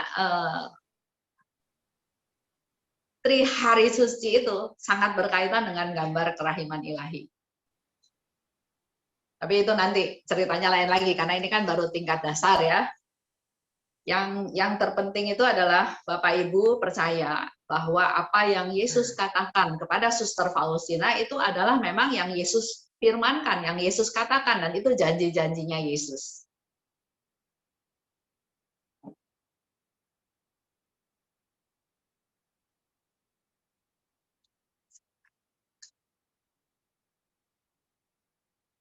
Ada yang mau tanya lagi? Lagi?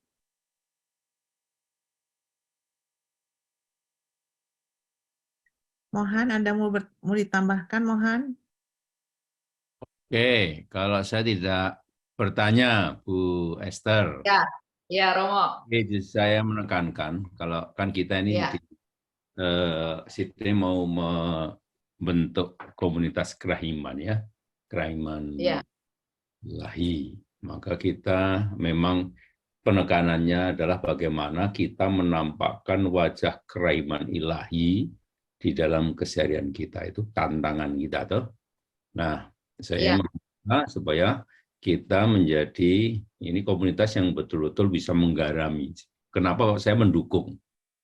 Ya, komunitas ini ada di Sydney karena dari nilai terdalamnya itu sudah luar biasa itu ya. Bahwa apa yang dikatakan oleh Paus Fransiskus ketika dia bicara tentang tahun kerahiman dulu itu, ya, bahwa Yesus itu kan perpanjangan wajah kerahiman Bapa. Ya.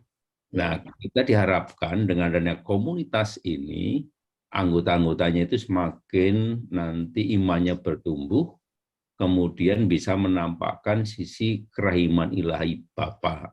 Dan itu nanti saya berharap di komunitas ini, lalu akhirnya kita itu jadi orang-orang yang beriman secara dewasa, menjadi orang Katolik yang dewasa.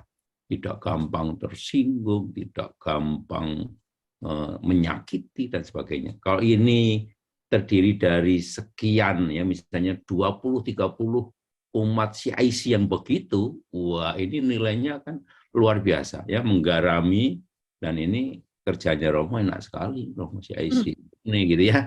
Wah, saya udah perpanjangan tangannya yang wajah kerahiman banyak sekali gitu loh. Jadi kita tidak, makanya kenapa saya itu begitu getol untuk supaya komunitas ini ada dan betul teman-teman apa yang tadi. Nah itu. Jadi saya terima kasih sama Bu Esther yang mendukung ini sehingga nanti suatu saat kita akan undang nih Bu Esther dan untuk memberikan. Iya nanti ya kapan-kapan ketemu ya Romo ya ke Sydney. Saya sudah ajak mantu saya dari Melbourne ke Sydney naik mobil, tapi dia belum kasih. Nanti bujuk lagi, saya naik mobil aja. Saya kan dapat bocoran nih. Suatu saat nanti diundang Mary ya. Iya, boleh. Ya, untuk memberikan semangat untuk kita di sini. Wah, itu mantap sekali. Ibu Julia juga sudah minta, cuma dia sibuk. Nanti coba saya tanya, bisa nggak dia sekedar menyapa di Zoom sebentar? Ya. Iya. Kan kita tiap hari menyapa di Zoom, lalu nanti datang, ya, sama Ibu Esther memberi motivasi. Wah, saya semakin senang tuh, gitu. Ya, jadi buat teman-teman semua juga barangkali ya yang baru, kan komunitasnya kan baru terbentuk, baru tergabung. Ingat aja, ada 2 pilar di dalam devosi kerahiman itu yang harus Bapak Ibu pegang. 2 pilar, satu yang tadi saya katakan, trust, percaya itu udah nggak bisa ditawar. Kita jadi devosan kerahiman, kita betul-betul mengandalkan Tuhan, kita betul-betul percaya sama Tuhan.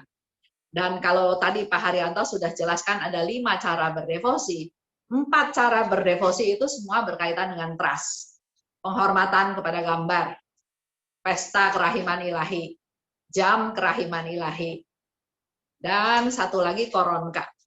Itu semua berkaitan dengan trust. Semakin besar pengharapan kita, semakin besar, semakin tidak terbatas rahmat yang Tuhan mau kasih. Tapi satu pilar lagi nggak boleh dilupakan, yaitu berbelas kasih.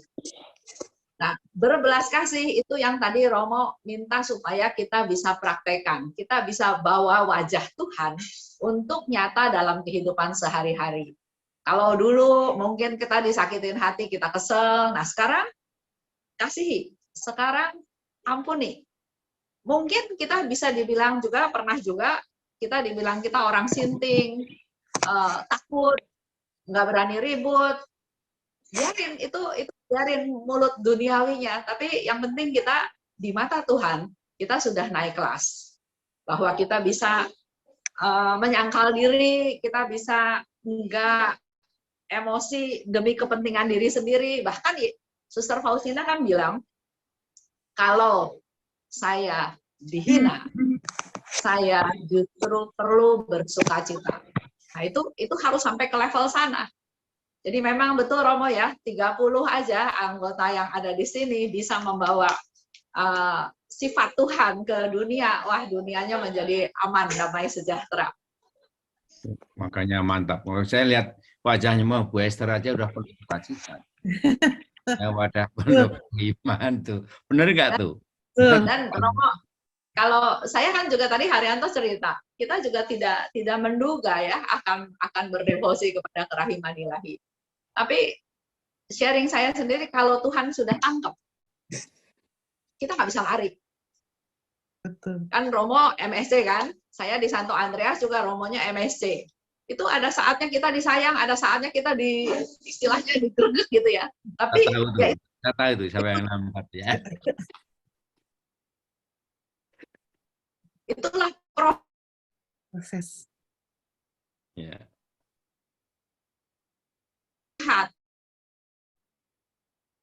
Apa? Kalau motivasinya memang untuk melayani, nggak apa-apa, jalanin aja. Kita Romo ya, saya sharing ya, komunitas Lumen Christi di Santo Andreas itu selalu dikasih kerjaan yang orang lain nggak mau. Misa Jumat pertama, nggak ada yang mau tugas, kita tugas. Misa tanggal 1 Januari, nggak ada yang mau tugas, nggak ada yang mau kur, kita tugas. Sampai ada anggota bilang, Bu Esther kok mau aja sih dikasih tugas-tugas yang orang lain nggak mau. Ini rahmat Tuhan loh. Misa hari pertama tahun baru, kita yang dikasih tugas itu kan pilihan Tuhan. Jadi selalu berpikir positif, kita jalaninnya juga happy-happy. Dan setelah 20 tahun, ya akhirnya paroki mengundang kita untuk masuk ke dalam kategorial. Ya puji Tuhan, itu ceritanya sampai sekarang. Dan perlu teman-teman juga tahu ya, kalau kita lihat dari 2 paus yang terakhir, Paus Yohanes Paulus II juga sudah bicara tentang Dives Misericordia. Dia sudah bicara tentang kerahiman juga. Dan ditambah lagi dengan Paus Fransiskus, bahkan dia bikin tahun jubileum luar biasa kerahiman ilahi. Jadi memang seperti yang Yesus bilang di diary, semua orang nggak bakal merasa damai kalau tidak berbalik kepada kerahimanku. Yesus sudah kasih jalan. Tinggal kita mau nggak? Kalau mau ya kita berbalik pada kerahiman Tuhan, kita minta ampun atas dosa kita, dan kita jadi perpanjangan Tuhan. Tuhan mengasihi kita, dan Tuhan memang mau kita semua pulang ke rumah Tuhan suatu hari nanti, jangan ada yang hilang.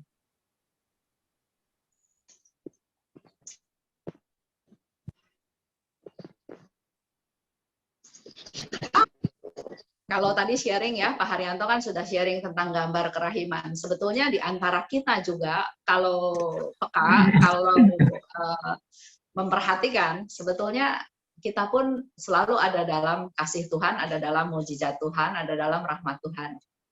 Syaratnya ya harus itu, kita harus punya iman, kita harus punya kasih, dan kita harus punya pengharapan. Kalau kita sudah punya 3 itu, kita akan selalu ada di dalam kehidupan mujizat-mujizat Tuhan itu terjadi.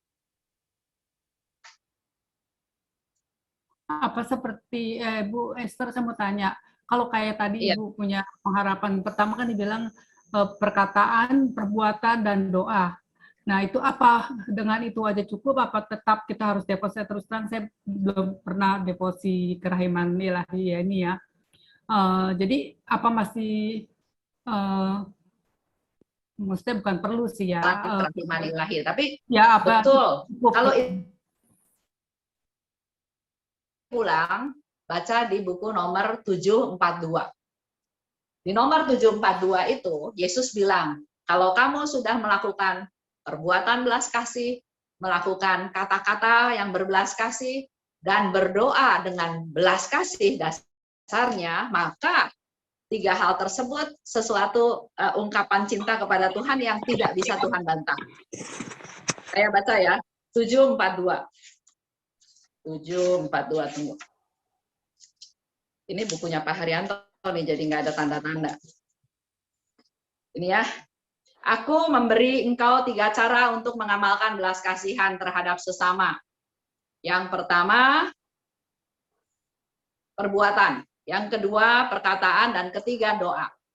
Dalam 3 cara inilah tercakup sepenuhnya karya belas kasih. Dan semua itu merupakan bukti kasihmu kepadaku yang tidak dapat dibantah. Lihat ya, ini Yesus yang katakan.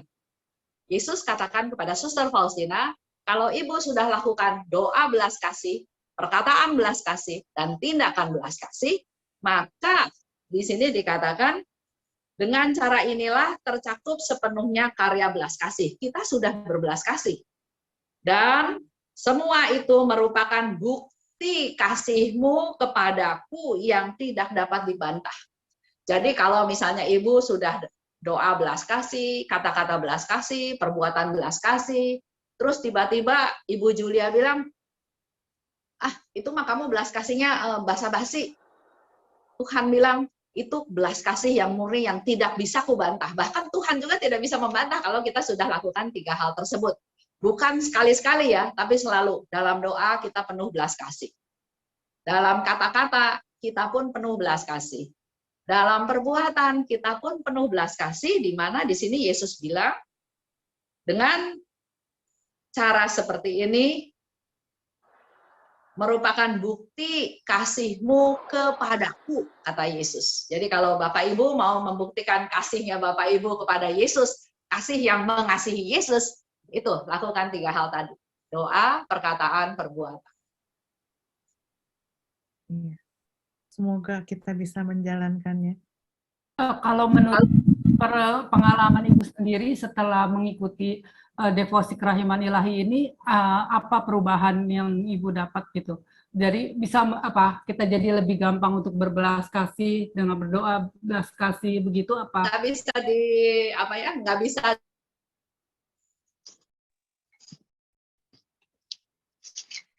Saya lebih baik dalam arti mungkin dulu kalau ke gereja terima komuni ya seperti itu aja, tapi sekarang ada kerinduan untuk pergi ke gereja setiap hari. Pada waktu menerima komuni saya imani saya sedang menerima Tuhan, dan selalu saya doa, Tuhan buat saya lebih kuat, Tuhan mampukan saya untuk membawa sifat-sifat-Mu. Dan masuk ke dalam pertobatannya juga lebih kalau dulu pikir dia jahat kan harusnya dibales. Saya begini gara-gara dia, jadi bukan salah saya Tuhan. Nah, tapi sekarang kita nggak bisa berpikir dari kacamata saya. Saya berbuat baik, dia terima baik, nggak terima baik, bukan urusan saya. Sekarang nggak bisa. Sekarang harus berpikirnya, sebetulnya apa sih yang dia butuhkan? Bukan hanya sekedar saya mau kasih minum, saya kasih minum. Padahal dia nggak lagi butuh minum, dia lagi butuhnya makan misalnya. Jadi, ya susah, tidak bisa didefinisikan lah ya. Tapi mungkin kita sendiri bisa menjadi semakin dekat sama Tuhan. Saya tuh bukan pendoa. Kalau saya dulu dikasih tugas mendoakan tuh kayaknya, waduh, itu hal yang paling saya hindari. Tapi ya nggak tahu ya rencananya Tuhan, karena di komunitas saya kurang pendoanya, saya jadi ketua, ya mau nggak mau saya terlibat lagi dalam doa, dan buat anak-anak saya, kalau ada apa-apa, dia selalu minta saya berdoa. Saya bilang, doa aja sendiri. Enggak, doa mama manjur. Nah, itu ya sharing-sharing kecil lah ya. Tapi itulah yang dialami, dan yang luar biasa, katanya nih ya, ini nggak tahu benar apa enggak. Saya sama Haryanto besar. Jadi kerjanya ribut terus. Tapi setelah ikut Tuhan, kita berdua sama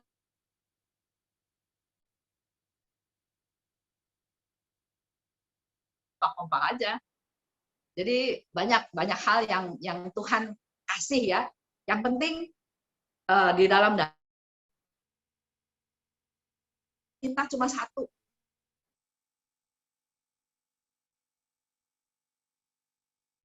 Kan Tuhan bilang, putus-putus ya Bu.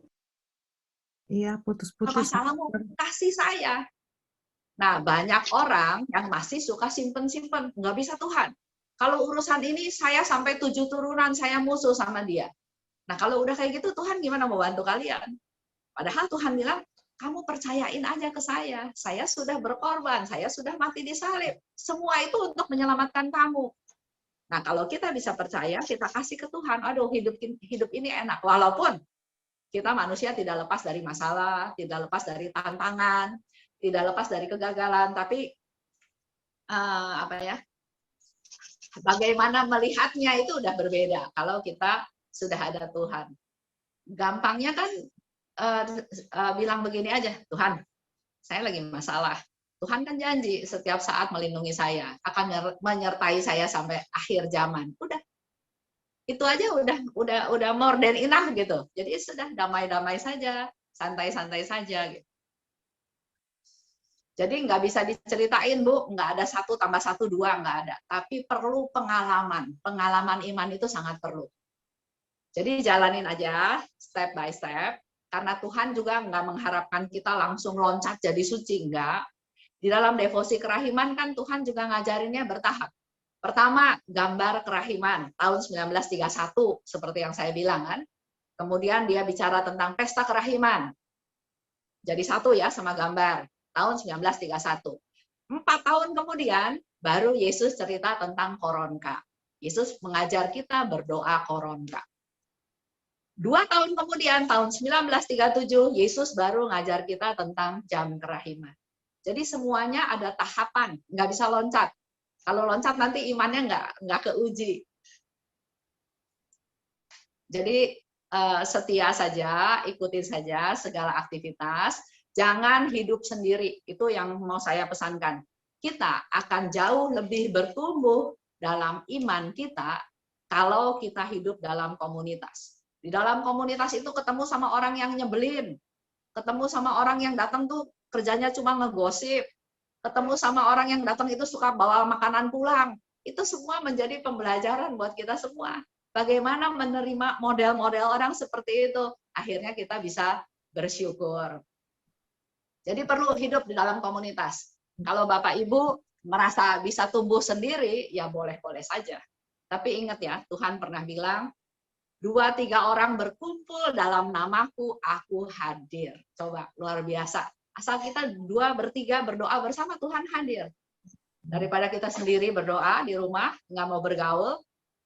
Karena dengan berkumpul, kita ada sharing iman, saling menguatkan, dan kita bertumbuh bersama, otomatis Tuhan juga lebih senang daripada tumbuh sendiri. Coba Ibu Julia suci sendiri, dibandingkan dengan kalau yang suci ini 30 orang di dalam komunitas. Itu nggak usah tanya Tuhan, tanya Romo juga, pasti Romo senang 30 orang. Yang tumbuh ya Romo, daripada 1 orang Ibu Julia. Amin, amin, amin. Kerjanya CIC, Chaplain CIC ringan sekali kalau ada 20 itu. Gak mungkin. Gak mungkin ringan. Jos. Perpanjangan tangan Tuhan untuk menyapa ya. Amin. Itu saya punya keyakinan itu, Bu Esther. Jadi dengan keyakinan adanya komunitas kerahiman ini, itu wajah kerahiman Allah itu nyebarnya cepat gitu loh. Ya, orang-orang yang nggak gampang tersinggung, nggak gampang sakit hati, nyinyir mulutnya itu, ya itu perlu diberantas itu dengan komunitas kerahiman. Orang yang biarpun diejek di ini nggak tersinggung, sehingga orang nggak hilang dari. Kadang-kadang saya lihat ini sharing nih, bukan curcol. Karena saya amati ini, seringkali ada orang kalau sudah misalnya nggak jadi pengurus, itu langsung hilang. Tanyaannya dia menjadi pengurusnya siapa? Pengurus Tuhan Yesus atau pengurus romonya gitu. Dan dia ikut karena romonya. Nah itu kan enggak, itu salah tuh. Jadi jangan melihat menggereja itu karena romonya, gitu loh. Nah romonya siapapun, tapi kalau dia itu punya iman yang kuat, ingin menunjukkan wajah kerahiman, dia akan ada terus gitu loh. Nah ini coba kalau ada orang-orang begini di CIC Sydney itu lebih dari 30 oleh komunitas Kerahiman ini, waduh, saya bersukacita dan semoga. saya bisa bilang kayak ini, kayak mamanya Santo Agustinus, Santo Monica, bilang, Tuhan, saya boleh sekarang kau panggil menghadapmu kalau sudah ada 30 orang. Wah, itu luar biasa. Begitu. Dan Romo, dengan adanya komunitas ya, kan jatuh bangun tetap ada ya, tapi mereka bisa saling menguatkan, bisa saling negur. Misalnya lihat mukanya Ibu Julia hari ini, Bu, kok mukanya ruwet Bu? Iya nih, saya kesel gini-gini. Sabar Bu, kan kita orang kerahiman. Udah, jadi cair lagi gitu. Itu tanpa kita sadari kita tumbuh gitu. Dan muka ruwet itu karena mungkin karena mikir banyak utang. Kalau ketua biasanya mukanya ruwet karena liatin anggotanya yang kacau balau, Romo. Jadi ruwet, Romo. Kalau muka Romonya ruwet gimana? Kalau mukanya Romonya ruwet. Tapi itu yang sudah dikasih sama Tuhan. Jadi kita selalu berpikir bahwa kalau Tuhan nggak izinkan terjadi, itu nggak mungkin terjadi. Tapi kalau terjadi, artinya Tuhan mengizinkan kita terjadi. Nah, sekarang tinggal lihat dari sisi positifnya aja, kira-kira Tuhan mau apa ya dengan kejadian ini. Gitu. Jadi semuanya diatasi dengan enteng, dengan penuh sukacita. Oke, kalau gitu. Selamat malam Bu Esther. Malam. Ya, saya Bu Beksan dari Gresik, Paroki Gresik. Betul apa yang dikatakan Bu Esther bahwa kita tanpa komunitas itu nggak bisa kuat. Saya sendiri kalau ada teman yang lagi jatuh di komunitas, kita saling bantu. Saya pun kalau lagi teman banyak yang kok mukanya kayak wong sedih ngono kena apa? Oh, itu mereka berdoa bersama dengan saya. Itu saya dikuatkan dengan komunitas saya, Bu Esther. Iya, betul. Itu ya, betul. sharing, sekedar sharing, Bu Esther, sekedar sharing. Ya. Terima kasih, selamat malam. Malam, thank you, dan selamat malam juga. Ini udah hampir jam 10 malam di Sydney, jadi kita sudahan dulu. Nanti minggu depan kembali lagi untuk mendapat pengajaran lagi tentang... Ya, minggu depan nanti yang akan bawa sesinya namanya Pak Gunawan Aslim. Dia dari Medan, dia pernah juga jadi ketua kerahiman di Keuskupan Medan, dan saya pas tanggal hari itu lagi pergi ziarah ke Lampung, Palembang. Kalau saya bisa ikut, saya ikut dalam Zoom-nya, tapi kalau lagi nggak bisa ikut berarti linknya misalnya nggak ada, ya harap maklum. Yeah. Tapi tetap kalau ada pertanyaan, boleh tanya di grup, boleh tanya lagi pertemuan berikut. Karena dalam hal ini memang kita harus sering bertanya ya, supaya menjadi semakin jelas. Semakin tahu. Langsungkan. Iya. Romohan, sampai ketemu lagi, Romo. Ya, terima kasih Ibu Esther. Ya, Romo, kita minggu lalu. Terima kasih Bu Esther. Terima kasih Romo. Apa Bu Esther? Iya, terima kasih. Kita doa penutup dulu ya. Kita doa penutup dulu. Doa penutup dan berkat dari Romo. Berkat dari Romo ya. Oke. Nama Bapa dan Putra dan Roh Kudus. Amin. Bapak di surga, terima kasih ya Bapak. Pengajaran dari Ibu Esther dan Pak Haryanto. Berkati, lindungi dia ya Tuhan, agar mereka semua selalu dipakai untuk-Mu, untuk perpanjangan lidahmu mengenai kerahiman ilahi. Dan terima kasih juga ya Tuhan untuk yang hadir di sini, terutama untuk Mohan ya Tuhan yang ikut juga bergabung dengan kami. Terima kasih juga atas berkat-Mu kepada Mohan menjadi kapten kami di CIC Sydney ini. Semuanya ini kami hantarkan ke dalam tangan Putra Yesus Kristus. Kita mohon berkat dari Mohan. Tuhan bersamamu. Dan bersamamu. Terima kasih berkat untuk kami dan juga rencana kami untuk